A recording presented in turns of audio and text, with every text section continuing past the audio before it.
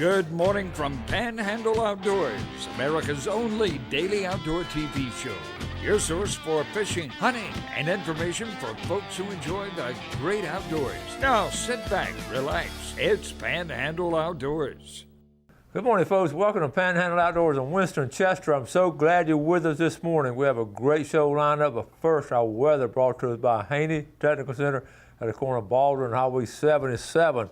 We're looking at a high today of 83 and a low of 70. And our water temperature, I did double check it from yesterday. It's 81 degrees, folks. That's the warmest it has been all year. 81 degrees in the Gulf of Mexico, according to the NOAA temperature gauge out there on the buoy. We're looking at our river readings brought to us by Mountain Dew. Take it outside with Mountain Dew. We're looking at Apalachicola Bluntstown right at 8 foot now. It's getting on down there. Now, people ask what's the ideal. The old timers always said the ideal reading was somewhere a little bit below 6. So we're about that close for the river to just be red hot. The Choctawhatchee at Carrotville, it's at a 5.9 and it's dropping out. So it's shaping up like a really good weekend on the river. Our tide chart brought to us by Kent and Forest Lawn. Good strong tide, a high right here in the middle of the day. 11:34 this morning will be the high tide. Then it's going to start going out. It'll be low tonight at 10:57. Marine forecast, going to be blowing now south-southeast at 10 to 20. So be careful if you're out there on open water, either in bay or the lake system. All right, let's go ahead and take our break. We'll be back with our special guest. All right, welcome back, and look who's with us. Look who's back, Captain Rick. Good morning. Good morning. We didn't get to finish last time he was here, so we brought him back on. And one of the things, we're talking about flying the planes all on the bridge and all. We've talked about that enough, but that still fascinates me. But anyway, we can't do that anymore. No. But let's get back to boats now. We weren't here last time. We're talking about boats and all. And tell us the difference. You know, I can't go up there and look at a boat and say, well, that boat looks good, that boat looks bad, it's got moisture in it. But you have to have some training. So let's get that squared away first. But we've got so much to cover, so let's do this first. Well, it was when Daniel was on, they were going to talk about some things, and they didn't do that. They got sidelined, as that happens sometimes when we're doing this. But one of the customers, one of our people that watch, asked the difference between NAMS and the other surveying organizations. Well, NAMS was started as National Association of Marine Surveyors by 13 surveyors back in 1961. They met up in New York. And the National Board of Underwriters back then, which was probably the top 75 companies in the world, decided that they needed some experts in the boating field, because in 1958 they started building a lot of boats out of fiberglass. Well, it was a new product back then, and they were running into problems because they didn't have enough expertise in it. So they decided that they were having some claims that they were really concerned about and so on. So they said, we need some experts, and they put this thing together. And it started formulating in 61, but it didn't finally take fruition until about 1968. And since then, they are the preeminent survey organization because NAMS is the hardest to get into. There's only 350 NAMS surveyors in the United States. Okay. In the other organizations, there's over 1,000. Okay.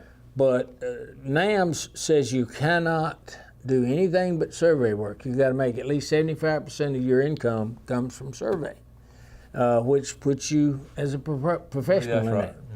And then the other is they're very emphatic about no conflict of interest. You can't own a ship store, you can't own a boat dealership, you can't be a broker, you can't own a shipyard and do survey work. If you do, it's a conflict of interest, and they'll kick you out. Okay. They don't put up with it. So it's sort of a doctoral degree more. Yes, it is. In the field. Go ahead. Some of the other organizations will allow you to be a broker and a surveyor. And the problem with that is Let's say well, you're trying to, you can't do that. You go out and you survey the boat you're selling. Come on, I mean, You know, you brought up a good point. We don't think about it. The fiberglassing industry, that's when it was coming in. Yes. And when it first came in, it really, I remember people talking about it. It had bubbles in it, all kinds of stuff. Oh yeah, And here locally, if you remember, what brought to my attention, if you remember, the Carter craft went from a wooden boat to a Royal Light, which is part rubber and all that. And they actually, that went boom. Yeah, it had big problems. Big time problems. Yeah. So that you have to have these, and that was the background then. Yep. Okay. And my dad was one of the first asked to join, and they told him you can have, serial number 1. He said no. He said there's 13 of us. I'll take number 12. And I said, Why did he get 12? I don't know. He just liked that number. He was that way. He didn't get 13. That would have been bad. Yeah, well, he wanted 12, and he got it. But back then, the other organizations started coming in because it was so difficult for them to get into NAMS. Mm-hmm. So several of them got together back in 1986 and down in South Florida, and most of them were sailboat owners. Yeah. And they got into it and decided that they would start the other organization. All right. And in doing so, that sort of clarifies it then. So you got to sort of be an elite group to be in that. Okay. Yeah. And you only got 3 in this area. Only got 3. Yeah, Daniel here locally, and Cecil Clark over in Pensacola, and one in Orange Beach over there. Wow, I didn't realize it was that. Yeah, it's very exclusive. There's 22 surveyors in the Panhandle of Florida, and only 3 of them are in the big boy. Wow. Okay, look, we're going to go ahead and take our break now and come back with some really good pictures.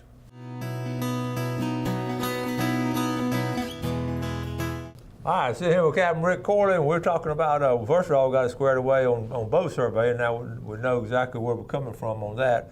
And we want to go into some other things, people sending pictures and all, and I get a kick out of a variety of pictures, all the things we cover here in the Panhandle, but I want to give a shout out to the Quincy Junior and high school Bassmasters. Look at that group of boys and girls, and listen, they are very well organized. You know, we've had them on the show before. I wish every community, I wish I had one in Gracefield and Chipley. I wish all the towns would have this. Okay, and they do good things. Here's something that good they're doing. There's a fundraiser. They're helping out on this. On June the 1st at Seminole Lodge on Lake Seminole. We'll talk about where that was, Jack Wingate's old place. Yep. And it's going to be a fundraiser for this young lady here who's had some medical problems. She's from Altha, Aniston Cox. She's a 7-year-old from Altha, and she's had some. She's just had some tough times. She was displaced by the hurricane, and she's had a sort of a stroke and all. It's a fundraiser for her, okay? And that's what outdoorsmen, we talk about what outdoorsmen do, how we do good things for people. And I'm just real proud of that club for doing this kind of stuff, for helping out on it, okay? I'll move on. Winston, will you air these pictures of Nelson and the 2 that I shot? All right. Here's my buddy Kenny Ballstick. Now, Kenny's up there, you know, he lives here in Lynn Haven, but he has a farm up there in Missouri. He goes up there a couple of months every year, and he just loves to call up these turkeys. A lot of y'all know Kenny, he's a retired postman, and works out at Home Depot. And there's his grandson Nelson. He goes up and hunts with him. Nice bird, Nelson. That's good eating. Nelson over there in Walton County.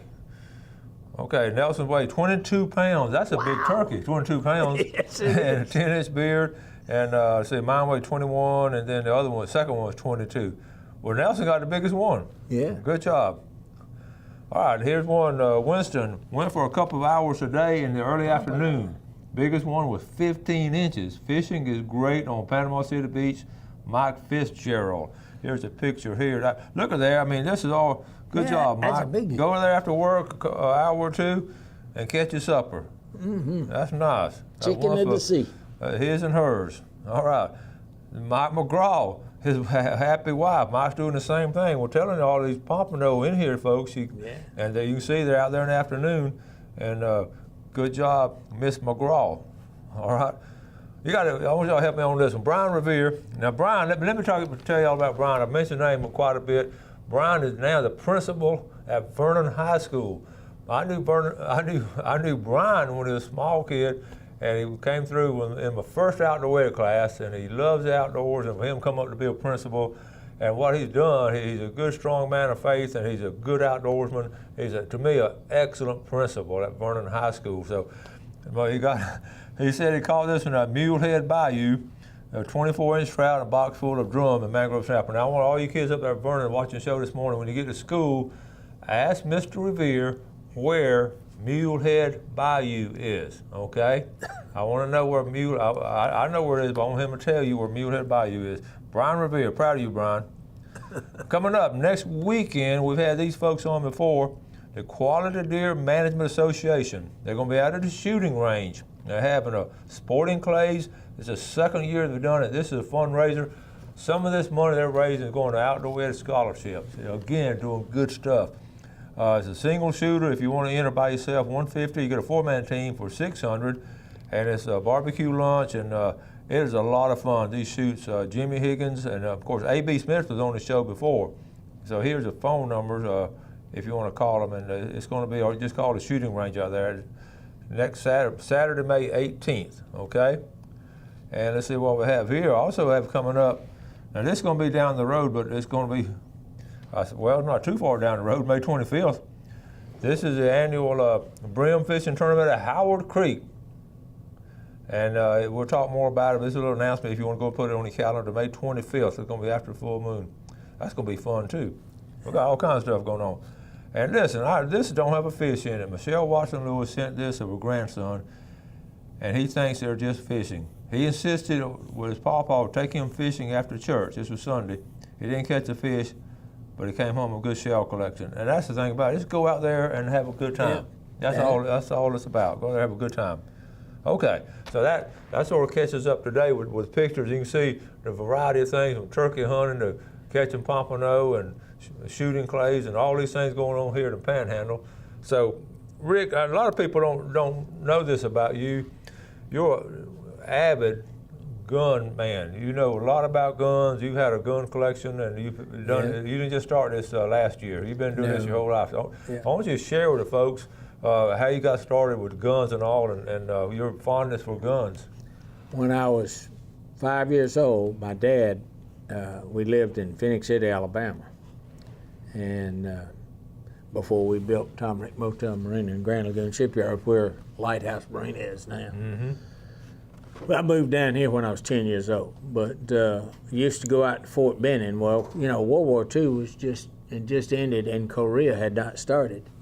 But my dad was doing all the maintenance, plus in the reserves, he would teach the Corps engineers and the Seabees how to build pontoon bridges across the river there. Mm-hmm. And they still do that today. That's a big deal. It is. And so on the weekends, if they didn't have anything going on, Dad and General Omar Bradley were good friends. No kidding. Yeah. And so he told me, he says, I'd like to bring my boy over and teach him how to shoot, but I don't like to get out in that sun. He said, well, why don't you just use the parachute drying lofts, and you can be in the shade, but you can shoot out there at Lawson Field. And that's where I learned to shoot. I had a little H&R break top 7-shot 22 pistol. So you know how to shoot at Fort Benning? Yeah, I was at Fort Benning. I didn't know that. Yeah, and learned to shoot that. Well, it's crazy how things come around, but when I went back in the military, I went basic training there at Bravo 4-1, and I learned to shoot the M1 carbine, and the M1 Garand there. And then when I went back to airborne and shooting school at Malone for long range shooting, I was back at Fort Benning again. So that? 3 different times I was there and learned to shoot. But the first time, of course, I was 5 years old. And by the time I was 7, I was shooting a 22 Model 39 Marlin, which I still have. I have both those guns that I started out with. But I had so much fun shooting tin cans, and it was such a neat thing to be able to do. And, you know, they talk about gun situations now. They'd have a heart attack if they saw what I did in high school. I would go to high school in a 47 Chevrolet truck at Bay High in 1961, 62, and 63. And in the back window, we had an 1897 Winchester pump shotgun, a 22 rifle, Model 39, and a 30-30 Marlin lever action. Yeah. All three of those, I could either go duck hunting, squirrel hunting, rabbit hunting, whatever. I had the three After to school, go. you just chose which way you were, because you had Yep. guns in the truck. Just pick out. Absolutely. When I got out, I didn't go home. I was going to B.I. King's farm up there on Eakin Fire and go hunt. And if it was rainy weather or bad weather, you knew going to go duck hunting because they fly there. Absolutely. That's funny. Yes, sir. Yeah. And, Well. but that's how. And of course, when we lived on Grand Lagoon, it wasn't built up like it is now. You could shoot. You were in the county. You Yeah. could just walk out your back door and shoot. Do y'all ever get many ducks coming in back in those Oh days? yes, man! I could picture killed a that. lot of mallards on pintails. Pintails. Yeah, And yeah. Grand Lagoon. Yeah, You I could betcha. see that. In fact, the first one, I got 3, and they were all amazed because I did it with a single shot 20 gauge. No way. Yeah. All right, look, we're going to take a final break. We got all kind of pictures, and this is you mentioned something important. You kept your first 2 guns. Yes, sir. And that sort of started your collecting Yes, it did. phrase and all. Okay, Yeah. let's take a break. We'll be right back. All right, welcome back. Glad you're with us today. Listen, we're going to show some really cool pictures, but now don't forget we have coming up this Sunday, of course, is Mother's Day. I hope all of y'all have all your stuff all lined up and in honor of your mothers. And we're going to give away a Mother's Day basket, and Gail's been putting it together. She's helping me on it. I was trying to put shotgun shells and fishing stuff in there, but she's sort of making it more. She's got some pink stuff in it. So I'm going to show it to you tomorrow. We're going to be giving away a very nice Mother's Day basket. It's going to have all kind of cool stuff in it. So make sure you're registered for the giveaway. And now, before, also our fishing game time brought to us by Blue Water Outriggers. We're looking at 3:38 to 5:38 this morning, and this afternoon, 4:07 to 6:07. Rick, we want to you sent me some pictures last night and your gun collection, and you've been collecting, I guess, your whole life. Mm-hmm. So we're just going to work our way through there in no particular order. So as we go through them, just sort of help people see, help identify That's these. just a set of Rugers that I've got. The one on the left, the automatic is a 45. The one on the right is a 357 Security 6. But that is one of the most accurate handguns I've ever had in my life. Right out of the box was that Ruger revolver. It is amazing how accurate that pistol is. Oh, I want it down here. Yeah, these are. I've got of course, the Colt in the bottom is just a Colt Cobra, but the other 2 pistols, if anybody was back in the 50s and saw Hopalong Cassidy, that's what he carried. Those are Beasley Colts. Oh my goodness! And they I bet those had a kick on them. You think so? Yeah, a little bit, but they're fun. No, and this, right, that's my collection that's part of the collection of my World War II handguns, which at the top left is the TT, which was carried by the Russians, and then the bottom right below it is the Nambu 8mm, and then there's a Walther PPK, and then there's a... These all World War II guns? Yes, yeah, and then the Beretta that was carried by the Italians, and of course everybody knows the Luger, which was also carried by the Germans. Now, which one is the Luger? That's the Luger's up here Up at the top right-hand corner. And then right below it is a P-38, which was also carried by the Germans. Yeah. And then the Colt right there in front of the P-38 was carried by people like Patton. It was an officer's. It was 32 caliber Colt 1903. Now that, to me, that's one of the coolest collections of all have, because that is so much I have world history. Yeah, I've got all of the World War II handguns and rifles from I want to say, if I have time, 7 major I want to talk about that nations in Luger because that's a special gun. Yep. If we get time to get through these pictures, I'll come back. What are these 2 here? All right, the one on the left is one of my favorite. That's a Beretta, but it's made like the number 3 Smith & Wesson called a Schofield. Okay. And that's in 38, and it is just a sweetheart pistol. And of course, on the right is a CZ-75B 9mm. That's a Czechoslovakian built pistol. Ooh. But it is really, really well made, and it's one of my favorites. That's interesting. Yeah. Then, of course, there's some more of the World War II. You've got the one up at the top is the 1917 Smith & Wesson in 45 ACP. You had to have moon clips to load it, and half moon clips as they call them. And then the one on the left is, of course, the Webley .455 from World War II. The British carried it. Then you got the Colt 1911 over right in front of it, and then right in the middle below that is the 1935 French, which they carried a 32 long automatic. And then you've got, this was my grandfather's pistol over on the left. Bottom left corner? Yeah. Okay. And that's from World War I. That's a 45 long Colt, 1903, and there's only 1,200 of those made for the United States Marine Corps, which he was in. And that pistol was the first big bore pistol centerfire I shot. And I was only 9 years old when I shot that thing, and I had to hold it with both hands. And of course, back then, when you're that little and you shoot a 45, you know it. And that was your grandfather's gun? That was my grandfather's gun. Cool. And then the other one at the very bottom is, of course, a 9mm high power Browning, and that's one of my favorite. I carried that gun when I was flying in Cambodia and Laos. Oh, okay.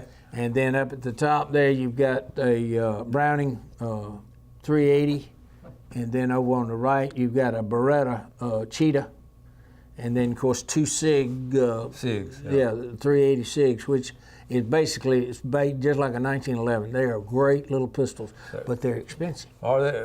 They're small enough. A lot of people, they're handy. You can sort of put them in your pocket. You can put it in your pocket. That's a pocket gun. Yeah, and it's at the bottom of self-defense rounds as far as the ability to stop an assailant. Is that the bottom? Yeah, it's at the bottom. The 380 is the minimum. Okay. In other words, we need to talk about that too. Yeah. Okay. What about these? Did you show these? No. We did earlier. That's the same ones. That's a TT. Yeah. Right. Now there's my. That's a scout gun, and it's basically Jeff Cooper came up with the idea for that rifle, and developed it for your long range scouts. Okay. That was a sniper rifle from World War II. That's a K98 Mauser. Look at that little scope. Yeah, it only 2.5 power scopes. They didn't have a lot of magnification. We're about to run out of time. That's the CZ again. Okay, we're about to run out of time. We'll just have to finish this up next time you come on, and we'll talk about the real strong guns, what to use them all. The one thing would you read that? Yeah, you got time? We're not going to have time. Okay. We're not going to have time. I'm gonna read it. I'll read it tomorrow. We'll do it tomorrow. So. It's important. Yeah. Thank y'all so much for watching the show. We appreciate your viewership. Do something good today for your fellow man. Have a great day, and God bless. Thanks for watching America's only daily outdoor TV show, Panhandle Outdoors with Winston Chester, featuring hunting, fishing, and other activities and information to help you enjoy the great outdoors. Join us next time for Panhandle Outdoors.